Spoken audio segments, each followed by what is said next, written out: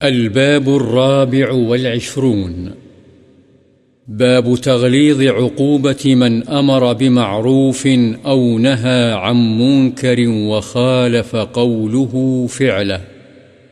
اس بات کا بیان کہ جو شخص نیکی کا حکم دے یا برائی سے روکے لیکن اس کا اپنا فعل اس کے قول کے مخالف ہو تو اس کی بڑی سخت سزا ہے.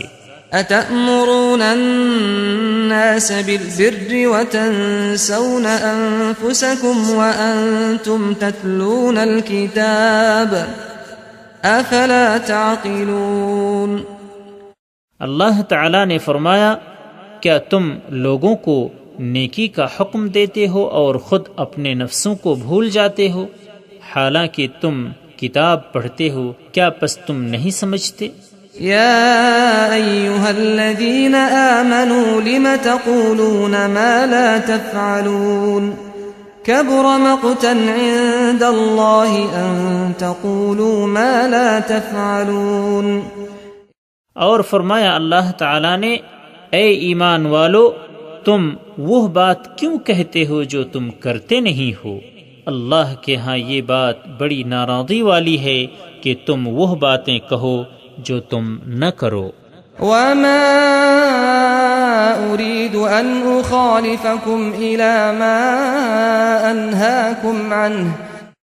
اور اللہ تعالی نے حضرت شعیب علیہ السلام کا یہ قول نقل فرمایا کہ میں نہیں چاہتا کہ میں تمہیں جس چیز سے روکتا ہوں میں خود وہ کر کے تمہاری مخالفت کروں.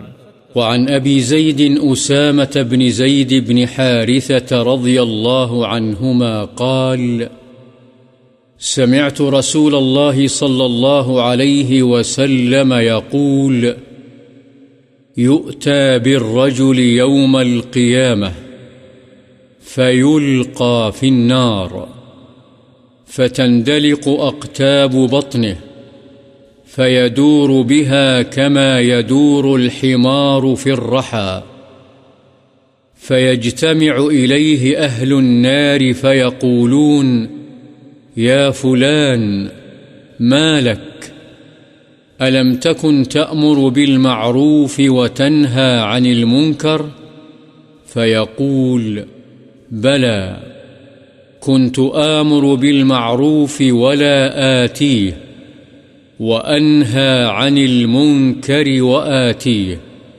متفق عليه. قوله تندلق هو بالدال المهملة ومعناه تخرج، والأقتاب الأمعاء واحدها قتب.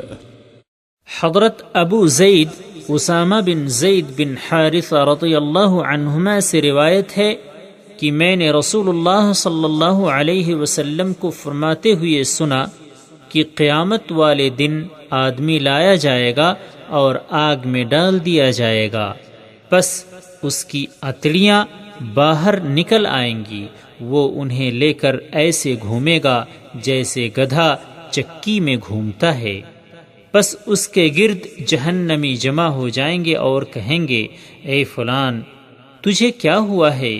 کیا تو نیکی کا حکم نہیں دیتا تھا اور برائی سے نہیں روکتا تھا؟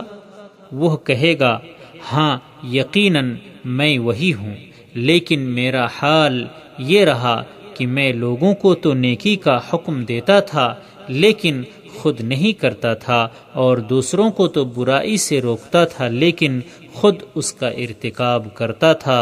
بخاری و مسلم.